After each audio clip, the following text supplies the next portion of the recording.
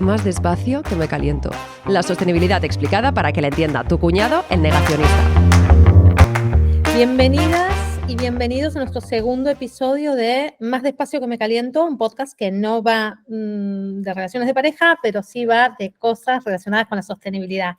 Pues ha pasado bastante desde el último podcast, las fiestas sobre todo, así que venimos cargaditas. Y hoy, Ana... Hola, Mari. Ay, hola, no te saludé. Es que estoy emocionada. Estoy emocionada porque ya sabes que yo, algunos dirán, es una amargada que no está feliz con nada. Yo me considero una consumidora crítica un poco puñetera. Y es cierto. Y es que nada me hace feliz, Ana, porque a todo le quiero sacar punta. Y ahora estoy rucu con los bioplásticos. Los bioplásticos que entraron en nuestra vida así como una ola. Como una ola entraron en nuestra vida y todas contentas y contentos, porque claro, son bio. Pero ¿qué pasa? Yo empiezo como a cuestionarme. Y entonces cuando yo empiezo a cuestionarme, necesito la voz de la ciencia para que me saque de dudas y yo pueda estar tranquila o estar frente a un nuevo material del que la industria greenwashera se va a apoderar y nos lo va a meter hasta en la sopa. Así que yo necesito que me aclare las dudas, Ana. ¿Qué es el bioplástico? ¿Nos podemos fiar? ¿No nos podemos fiar? ¿Qué hacemos con él?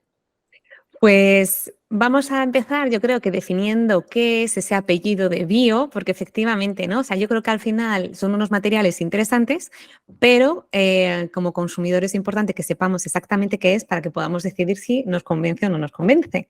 Entonces, que algo sea un bioplástico tiene que cumplir una de estas dos características o las dos, que son o bien que proceda de fuentes vegetales, por ejemplo, de fécula de patata, maíz, caña de azúcar. Y el segundo criterio que tiene que cumplir es que se biodegraden, es decir, que a través de microorganismos o bacterias se lo puedan comer generando CO2, agua y materia orgánica. Entonces, con esta combinación de criterios nos salen tres tipos de bioplásticos. Aquellos que proceden del petróleo pero que se biodegradan, ¿vale? ¿Pero eso también se considera un bioplástico, aunque proceda del petróleo? Sí. Ah, porque las características son o una cosa u otra o las dos. Eso es, entonces eso nos va a Vale. dar tres tipos. Vale. Entonces, el primer tipo es proceden del petróleo, pero en vez de durar, yo qué sé, 400 o 300 años, se biodegradan más rápido. Y luego vamos a entrar un poquito en detalle. Otro tipo serían que procedan de fuentes vegetales, pero que no se biodegraden, ¿vale? Y el tercero y el mejor sería que proceda de fuentes vegetales y que se biodegrade. Eso nos da esos tres tipos de materiales. Entonces, yo creo que con esto quizás la duda es, bueno, ¿y qué implicaciones, no? ¿Son realmente mejor para el uso como consumidores? ¿Deberíamos de optar por esas opciones? Entonces, yo creo que para contestar eso podemos empezar diciendo, vamos a sacar de la ecuación el tema del reciclaje.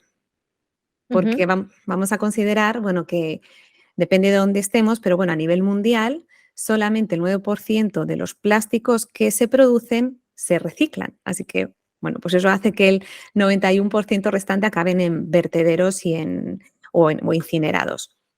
Entonces, ¿la solución serían los plásticos biodegradables, los que se degradan? Como para evitarnos todo este drama de la ineficiencia en el reciclaje que estamos viviendo. O sea, Eso sería como... es. Y esto es lo que tenemos en la cabeza cuando consumimos bioplástico, ¿eh? Yo creo que sí, que muchas personas cuando escuchan bioplástico piensan incluso, ¿no?, que si lo dejan en la naturaleza se va a degradar. Y esto es importante decir que no es así. Entonces, centrándonos en la primera característica, si tuviésemos un plástico que lo que nos está diciendo es que se biodegrada, pues aquí tendríamos dos opciones, ¿no? Que proceda del petróleo. Entonces, en esa parte tendríamos todo el impacto que sabemos que tiene la extracción del petróleo, el envío.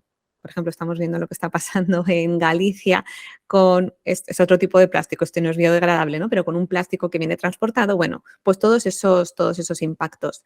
Y luego, además, también es importante decir que, bueno, aunque también idealmente se biodegradan, esa parte de ciclo de vida sí que le estaríamos cubriendo, no tendría el impacto tradicional, pero el tiempo de degradación va a depender un poco de las condiciones del ambiente en el que esté. Y yo creo que el otro día comentábamos, pues que la madera, por ejemplo, no se degrada igual de rápido en España que en el Amazonas, por ejemplo. Total. Total. Bueno, yo ya he contado muchas veces que yo tengo enterrado en el jardín hace 2 años un cepillo de bambú que está intacto. Eso es. 2 años enterrado y está intacto. De vez en cuando Pero bueno, lo vas sí, sí, inspeccionando. lo voy inspeccionando, voy, lo saludo, ya nos hemos hecho amigos, le he puesto nombre, ya está. Lo de biodegradable es un temazo también. Pero efectivamente muchas personas piensan que es algo como muy rápido y no tiene por qué ser así, porque como digo, ¿no? Pues, por ejemplo, por norma general, cuanto más temperatura haya, más humedad haya, más concentración de microorganismos, eso se va a degradar más rápido. Pero, bueno, pues puede pasar entre unos meses y varios años. Entonces, bueno, sí, en principio sería mejor alternativa que el plástico tradicional que viene del petróleo y no se biodegrada, pero también tiene sus impactos. La siguiente opción que tendríamos sería, vale, pues vamos a analizar aquellos plásticos que vienen de fuentes vegetales. Entonces aquí yo voy a dar para ponernos en contexto y que veamos si esto sería una solución o no, voy a dar unos números. La humanidad a día de hoy estamos produciendo o consumiendo 430 millones de toneladas de plástico al año. Y no nos vamos a quedar aquí. Las previsiones son que de aquí a 2050 esta producción va a aumentar hasta los 800 millones. Entonces, ahora vamos a ponernos en la situación de que sustituyésemos, ¿no?, esta cantidad de producción de plástico por plásticos que vienen de origen vegetal. Pues o bien nos ponemos a... Con el que estamos muy tranquilas, porque claro, es de origen vegetal.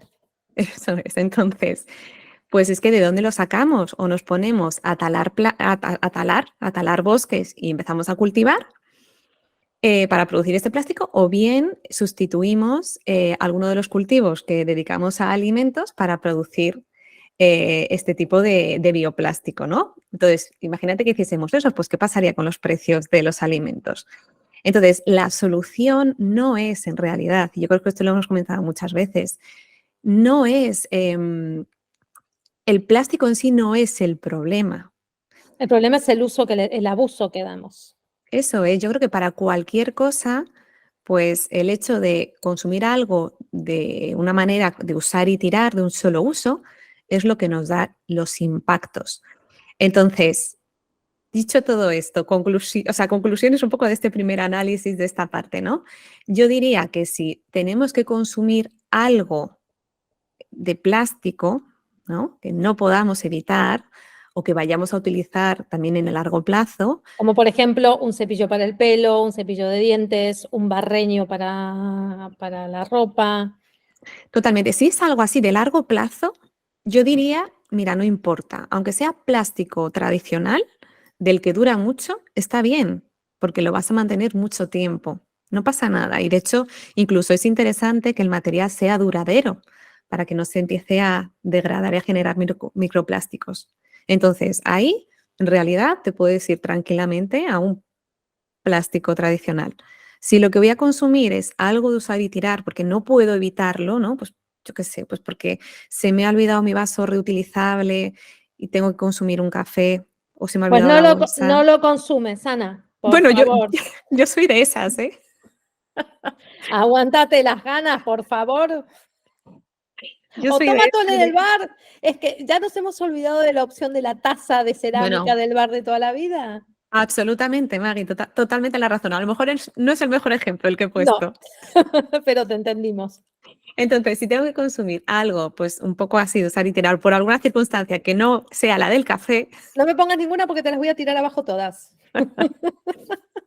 pues ahí sí sería interesante que te fueses por un material que sea bioplástico, que sea biodegradable y la mejor opción en principio sería de origen vegetal y que se biodegrade. Pero entonces tú me dices que si yo, por ejemplo, me quiero comprar un barreño y está la opción de adquirirlo de bioplástico. Ujú. Me estás Estaría diciendo, fantástico, estaría fantástico. vale, pero me estás diciendo que tengo que escoger el del petróleo en lugar del bioplástico No, para un barreño. Vale, vale, no, vale. no, Era lo que no. no me había quedado como claro. No, ahí en realidad lo que tienes que, o sea, lo que quiero decir es que cuando tú empiezas a cambiar tus hábitos y evitas el usar y tirar, como consumes pocos ítems, por así decir, Sí. no es tan relevante. Y este dato es muy llamativo y es que aunque cueste y aunque digamos, oye, no es muy popular decirlo de esta manera, la realidad, Ana, y tú lo sabes, y además tú tienes niñas, quiero decirte, es que la vida más sostenible es una vida de renuncias, y Ujú, muchas, ujú. y es un Sí lo es. sacrificio. Y yo sé que es poco popular decirlo, porque con este discurso van a querer hacerlo 4 personas, pero la realidad es esta. Entonces no podemos convencernos de que nuestra vida continuará igual si mañana descubren materiales que son absolutamente sin ser fabricados de petróleo y todo lo que sea. O sea, hay que renunciar a cosas, esto es una realidad, y modificar hábitos. Hay que modificar hábitos. Yo sí que te diré que una de las reflexiones que yo hago es que a día de hoy la vida sostenible requiere un esfuerzo, Sí, en mi opinión, porque no son las opciones que tú te vas a encontrar habitualmente en el mercado. Entonces, primero tienes que hacer una búsqueda para encontrar un producto alternativo al que está en las estanterías del supermercado. Y luego, como se está poniendo mucho esfuerzo en lo que no es sostenible, pues es difícil, ¿no? Porque tú vas a una cafetería y es muy fácil. Mira, yo he puesto una story esta mañana que el otro día fui a comerme a tomarme una cerveza y me pusieron una tapa de patatas fritas y me la pusieron como en un platito, pero de cartón, en un bar. Entonces, quiero decir que es que al final es que tú vas y como lo que no está implantado en la sociedad son esas soluciones o de forma masiva, es más difícil porque tienes que estar siempre pendiente, oye, no, no me pongas no te total, despistas y de repente total. tienes un residuo que no querías encima de la Total, mesa. total. Bueno, pero es que esto es para 200 podcasts y es realmente que si queremos ser una sociedad más sostenible hay que empezar a educar en muchísimas áreas. Por ejemplo, en la hostelería. Yo creo que la Ujú, hostelería, formaciones de cómo gestionarlo de forma más sostenible, que no quiere decir más cara para el hostelero, sino de una forma más eficiente para una gestión de recursos y de residuos, yo creo que sería un bombazo, un bombazo. ujú. Y yo creo que también por no poner que tienen su responsabilidad, por supuesto, pero por no poner todo el peso solamente en industria o en empresas, también creo que o sea, es que tiene que ser un cambio holístico, porque también Total. las personas tienen que empezar a demandarlo, porque al final también las empresas o los gobiernos están muy pendientes de lo que quieren sus clientes o sus votantes. Entonces, yo creo que tiene que ser, ¿no?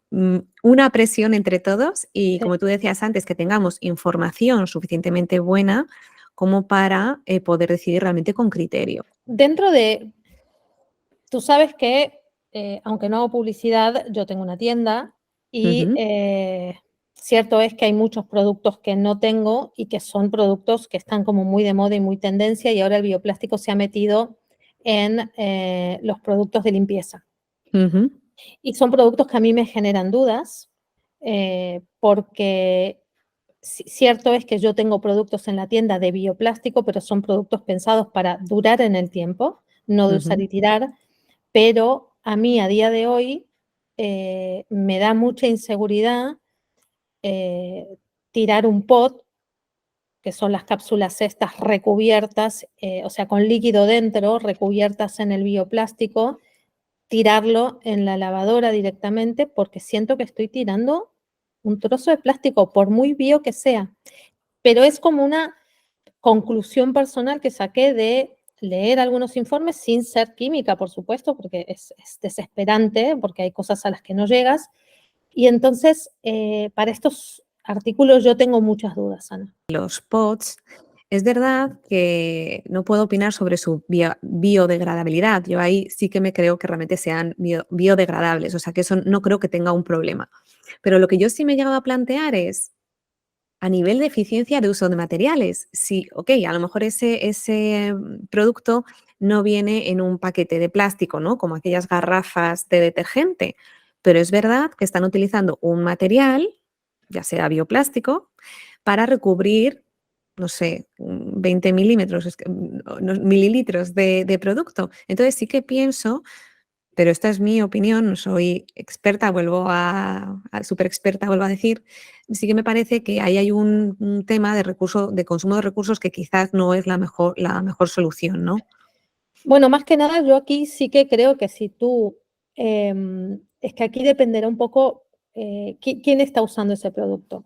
Si tú me dices, es un tipo de producto que se pone para que la gente que viene utilizando el producto de supermercado con la botella se pase un producto un poquito más amable, pues yo esto te lo puedo comprar. Ahora, si tú vienes utilizando jabón de Marsella en la lavadora y te pasas a esto creyendo que es la misma solución, aquí la estás cagando, porque realmente no estamos hablando de el mismo producto ni del mismo impacto. Entonces yo creo que hay que diferenciar. Y para mí, o sea, lo que ha sucedido con el auge de este tipo de productos es que mucha gente que venía haciéndolo muy, pero que muy bien a nivel de limpieza, ha equiparado el impacto de estos productos a los productos que venía usando a granel, a los productos que venía usando sólidos, y aquí viene como, para mí como tiendera y como consumidora, el grave problema con este tipo de productos.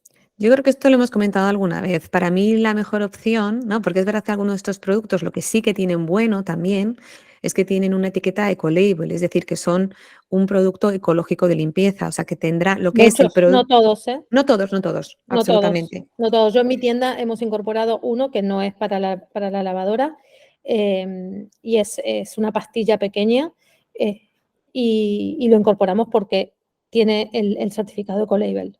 Entonces, eso Pero es interesante porque muchos lo que no. está dando es como menos toxicidad, también menos toxicidad o menos impacto en los productos que se están utilizando. Pero lo ideal, en un mundo ideal, y el que nos merecemos, también te digo, Maggie, pues sería un producto con una etiqueta ecolabel y que además se pudiese coger a granel, ¿no? Y que no tuvieses que tener o los pots o las tiras o lo que fuese, ¿no? Que tú pudieses Bueno, ir a recargarlo. pero es que hay muchos productos de esos. O sea, Ujú, por suerte hoy en día hay mucho producto a granel con la etiqueta Ecolabel y ujú. que tú envasas en los envases del cliente, te digo porque lo veo yo en mi día a día como tiendera. Pero o sea, sin querer ser repetitiva, yo creo que el problema de estos productos en concreto es que se han enfocado para un público que ya venía haciendo en su mayoría las cosas muy bien. Yo tengo muchas clientas que venían usando el jabón de Marsella de hace años y me decían, ay, yo es que ahora estoy usando la tira o estoy usando el pod y tal. Y es como decirle, pero estás dando pasos atrás, ¿sabes? O sea, y lo hacían con la mejor buena voluntad Ujú, de creer que estaban ante productos con el mismo impacto para el planeta. Y ujú. entonces, pero por esto mismo que te digo, porque creo que falta toda esta formación e información que es tan necesaria. Pero sí siento que son un productazo para la gente que hasta ahora no había Eso es. utilizado productos Eso ecológicos es lo o que yo productos más creo. sostenibles. Además, son empresas que tienen capacidad para llenarnos también las estanterías de los supermercados, que es donde va a Total, comprar la mayoría de las personas. Entonces, yo total, eso es lo que creo. Para este tipo sí, de personas que está total. buscando dar un paso que no le había dado, pues es un primer paso interesante, ¿no? Sí, yo creo que también. Los certificados, ¿eh? Sí, Yo eso por fue los súper, otros no puedo responder, pero los que están certificados con certificados reconocidos, tipo Ecolabel, sí. Si no está absolutamente. certificado, yo no los escogería. No, y además que decimos, con la legislación que vaya a salir en Europa contra el greenwashing, o estás certificado o no vas a poder empezar a decir este tipo de claims de sostenibilidad de tus productos. Así que bueno, nos tocará esperar un par de años, pero llegará. Esperemos, Ana. Bueno, y un último tema, Maggie, que yo creo que veníamos comentando también y puede generar confusión respecto a los bioplásticos, es el tema de los compostables. Y con esto yo creo que ya podemos cerrar por no Vale, meter por no mucha más marear. información. Pero me gusta este tema. ¿Por qué? Porque, claro, volvemos un poco a lo mismo. Hay mucho producto que dice que es compostable, pero resulta que en casa no lo puedes compostar. Uno cree que es compostable y dice, bueno, lo tiro con las pieles de cebolla. Y ahí se queda. ¿Por qué Eso pasa es. esto, Ana? Bueno, cuando hablamos de bioplásticos, hemos dicho que tienen que cumplir una de las dos características. Una de ellas es que sea biodegradable. Entonces, en cuanto a biodegradabilidad, podemos encontrar los que sean simplemente biodegradables o que sean compostables, ¿vale? En este segundo caso, lo que quiere decir es que por un proceso de compostaje, ya sea industrial o en el hogar, se van a convertir en un compost de calidad, sin tóxicos, para poder utilizar, pues, para tus plantas o tu huerta o lo que tú quieras. Entonces, Claro, al final, bueno, y yo no composto, pero tú sí, Maggie. Entonces, lo que sucede es que eso también necesita unas características de temperatura, de humedad determinadas que no se dan en un vertedero o en la fracción de restos de los vertederos. Entonces, yo, por ejemplo, donde yo vivo, de momento no hay fracción de materia orgánica separada de la de restos. Entonces, cuando yo compro una bolsa o yo consumo una bolsa compostable, en realidad no va a haber diferencia en cuanto a su final de vida útil respecto a una bolsa de plástico tradicional, porque yo no tengo dónde depositarla. Y además, cuando encontramos este tipo de productos en el mercado, hay que fijarse bien si es compostable industrial. Normalmente viene en un sello que pone compost industrial o algo así. Entonces, eso o en tu lugar de residencia tienes a un ayuntamiento que haga compostaje a nivel industrial o no se va a degradar. Y lo mismo pasa para las bolsas que son degradables en el hogar o compostables en el hogar. Ahí pondrá compost home, pero si en tu ayuntamiento igualmente no tienen esa fracción de materia orgánica o tú en tu casa no tienes una compostera, pues no va a haber diferencia en cuanto a su degradación con una tradicional. Vale. Ujú. Bueno, pues se nos ha quedado linda la tarde, Ana. ¿Qué te voy a contar? Para mí ha sido fantástico poder abordar este tema porque es un tema que siempre decimos, y es un poco como la misión de nuestro podcast, poder explicar algo que en un reel de un minuto no puedes. Yo creo que has explicado divinamente, como siempre. Te agradezco muchísimo, muchísimo y nos vemos en el siguiente episodio. Eso es. Un abrazo muy fuerte y nos Pórtate seguimos bien. escuchando. Composta, Ana, composta. Ya hablaremos, ya. Más despacio que me caliento. La sostenibilidad explicada para que la entienda tu cuñado, el negacionista.